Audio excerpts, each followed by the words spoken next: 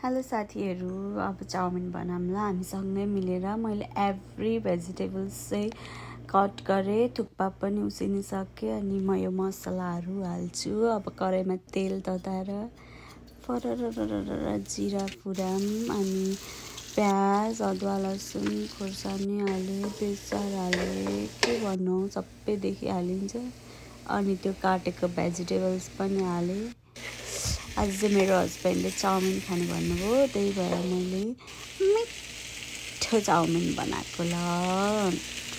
नुन पनि हालिदिउँ न त। अनि अब टमाटर हालेर एकछिन गलाएर अनियन पाउडर, गार्लिक पाउडर, जिरा धनियाँको धुलो, रातो खोर्सानीको धुलो, अनि अजिना, चाउमिन मसला, अनि अब के गर्ने, चलाउने पर। अनि मैले थुक्पा हालिसकेँ अलरेडी। अब यस्तो हुन्छ हाम्रो चाउमिन चाहिँ, हेर्दै जाम। अनि मैले सोयाबिन मोलेर फ्राई गरेँ होइन, अलिअलि झरो।